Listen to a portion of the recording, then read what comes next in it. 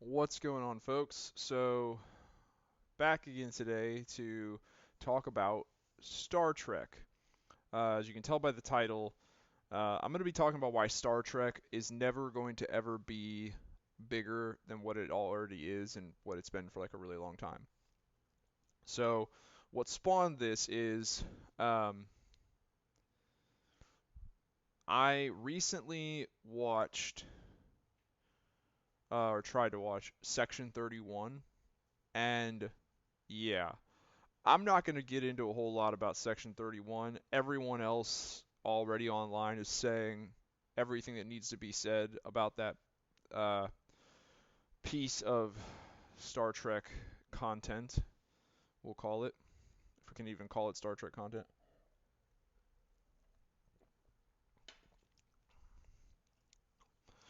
Star Trek has always been like the niche sci-fi nerdy thing.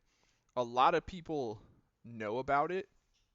A lot of people have watched the shows. A lot of people are would call themselves fans of it, but it's never been and it never will be like what Star Wars is, where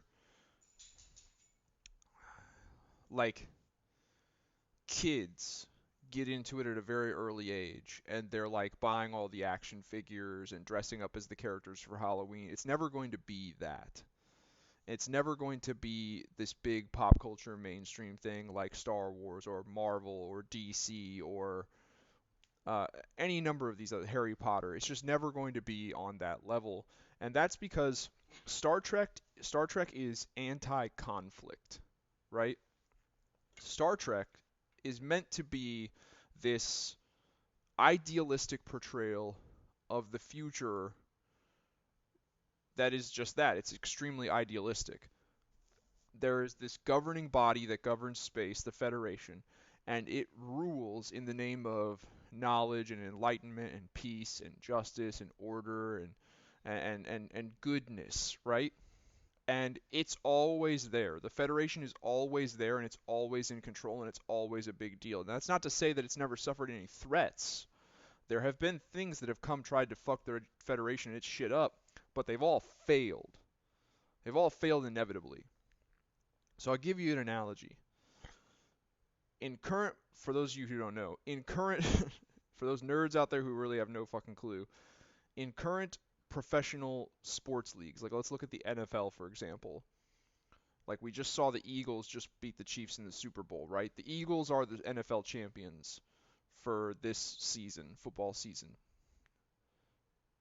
The next year, it rolls over into a new season, and it's back to everyone versus everyone again. The way Star Trek is set up, if I was to use the NFL as an analogy, it's kind of like if the Eagles, who now are the champions, they have the trophy, and if someone else wants the trophy, they have to beat the Eagles and just the Eagles. And it's just people constantly coming up to try and beat the Eagles, and the Eagles always retaining that trophy every time. That would be a boring sports franchise. You know what I mean? That wouldn't be like it might be a little more entertaining because it is real and you are watching real athletes play a real athletic sport. But when that kind of translates into entertainment, you have to remember people, no matter how deeply they are invested into your property, they know that this is fake. This is fiction. This is being written this way by a room full of writers, if not one guy, who knows, girl, whatever. So when we have the Federation, who are basically like the NFL Super Bowl champions, like, and they've got the trophy, and it's just these threats. It's just all it is these threats coming up to try and take the trophy and the championship away from the Federation, and the Federation always holds on to it every time because it's an idealistic future. If the Federation doesn't come out on top, it's no longer Star Trek, it's Star Wars. Because without the Federation providing for like peace and order and justice and enlightenment and knowledge and all everything good, without the Federation there to do all of that, the galaxy would devolve into something more akin to like Star Wars, like people fighting. The reason that there isn't all this war and fighting is because there's this big regulatory government body keeping everything in check. That's the Federation. If the Federation falls, it's no longer Star Trek. And if it's no longer Star Trek, you're not going to get those episodes where it's like it's just kind of like oh, these people are suffering from some weird disease and we have to figure out a cure. Oh, this dude got framed for a crime on this planet, so now we have to dive into this planet's legal system and how that works. No, if without the Federation, it's just bang, bang, bang, bang, bang, bang, bang, bang, bang, bang, knife, knife, knife, sword fight, punch, punch, punch, spaceship battle, pew, pew. Like, without the Federation keeping peace and order, it's just Star Wars. Without the lightsabers and the Force, which makes it much less cool.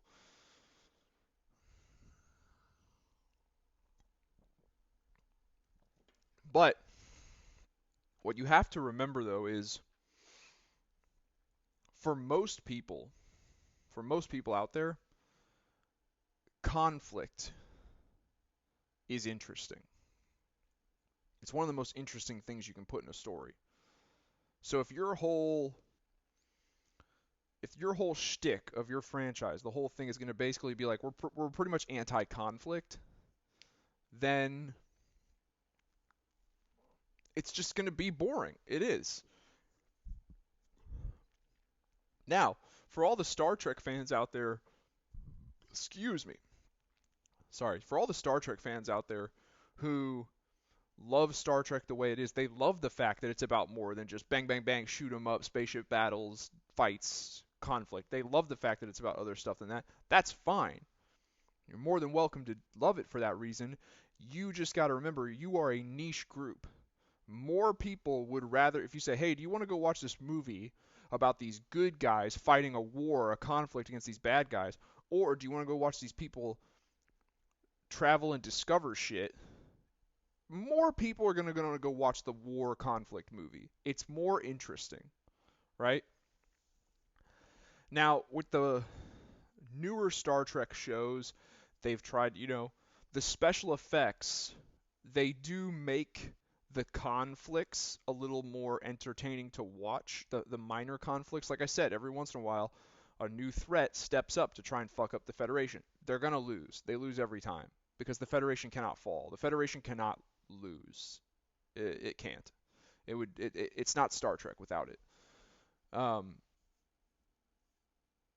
so they're gonna when the conflicts do occur, these new shows with the better special effects of the modern day and age, they do make these little tiny little specks of conflict a little more interesting to watch because the special effects are cooler. The blaster gun firing is cool. The guns, the props themselves look cool. Do you guys remember what a phaser was in the Next Generation? It looked like a goddamn TV remote. Like it was super lame. And like the way that they worked is like they fired a lightsaber beam. Like the beam was just it went from the phaser to the target.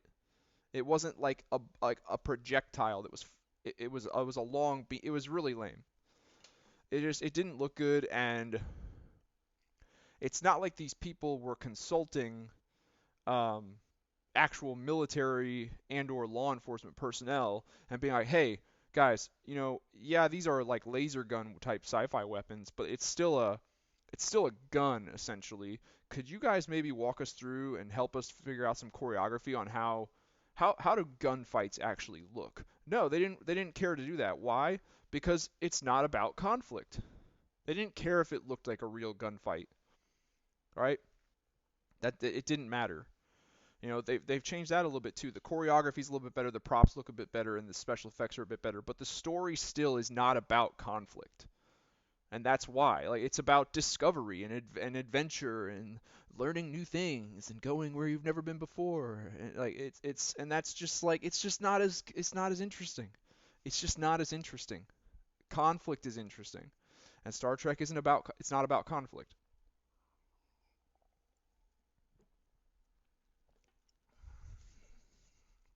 You know, it's it is what it is.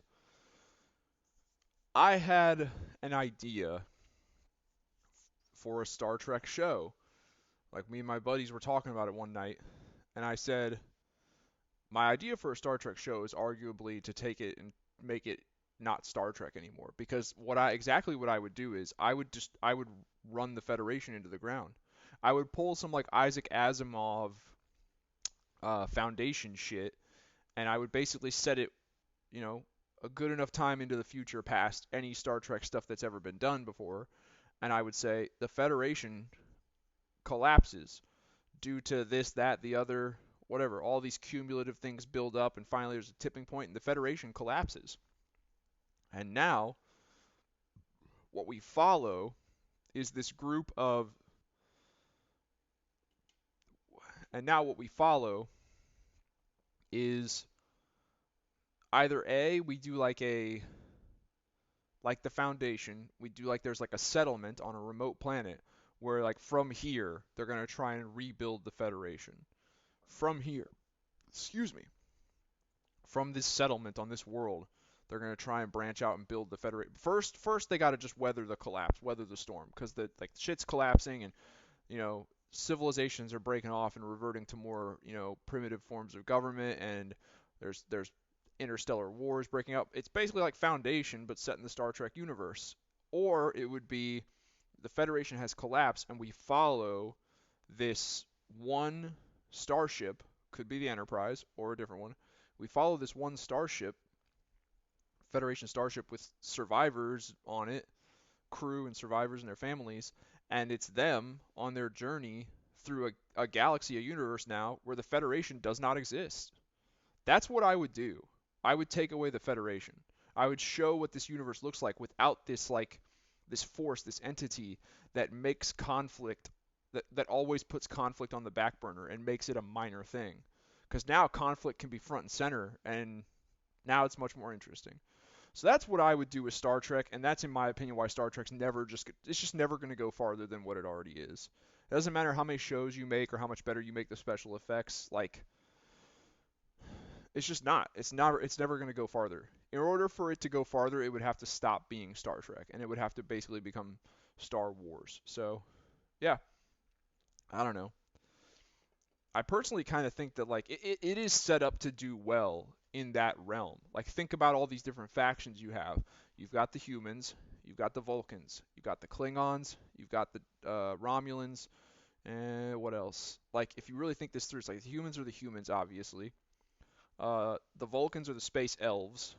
The Romulans are the space dark elves. The Klingons are the space orcs. And I guess like the Ferengi, because they're all about like merchant and money and shit. Like the Ferengi, I guess, could maybe be like the space dwarves, the alien space dwarves.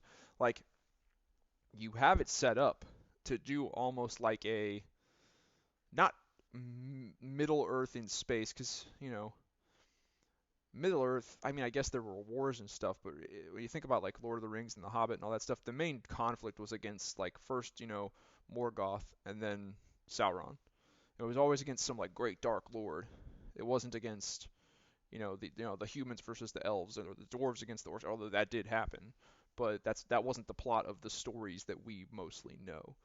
But Star Trek is kind of set up to be that. It could very well transition to that. Now, if you did that, if you went the route where it's like, okay, the Federation is gone, and we're now living in a galaxy, a universe where, yeah, the human civilization is against they have a tentative alliance with the Vulcans, but there's animosity there, and they're not quite sure, and there's open conflict with the Klingon. The Klingons are fighting the Vulcans.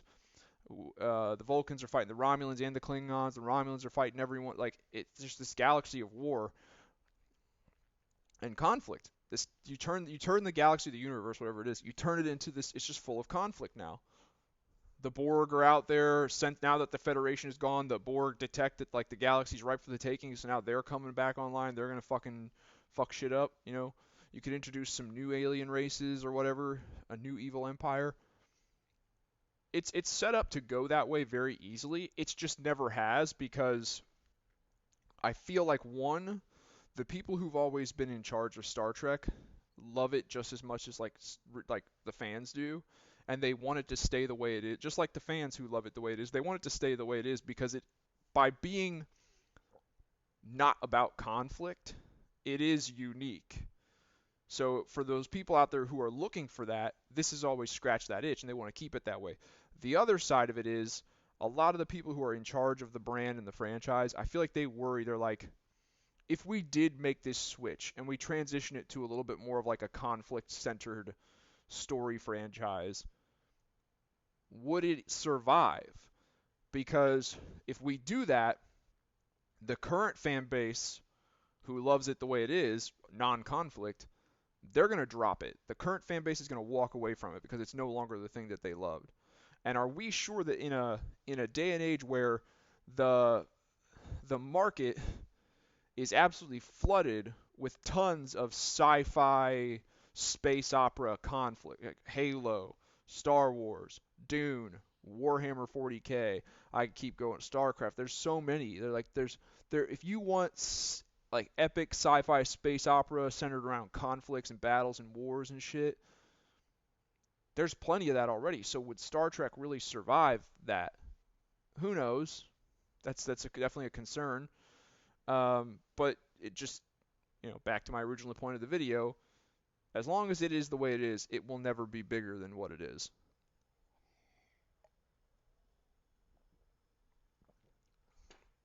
But that's okay.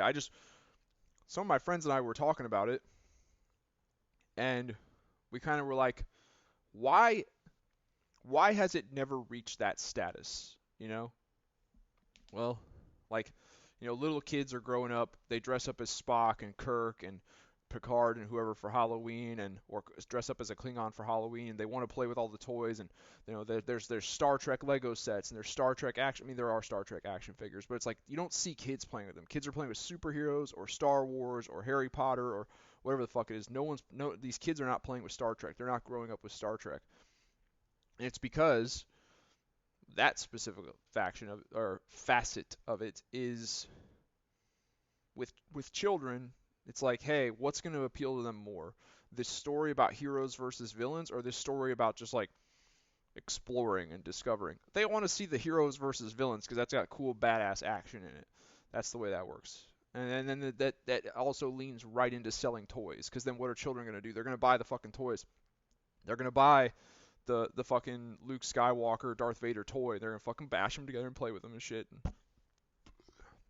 Excuse me. They're gonna buy the Avengers action figures and the Thanos action figure, and they're gonna make them fucking fight. Yeah, that's the way that goes. So, yeah, I don't know. It's just what I came up with when we were discussing it with my friends, so I kind of felt like putting it out there. If anybody kind of agrees with me, or if you have a different opinion, leave a comment down below. Let me know what you're thinking. Get a discussion started. If you like this video, please hit the like button. That really helps out the channel. And if you want to help out my channel even further, check out some of my other videos and maybe subscribe. But other than that, I'll talk to you guys later.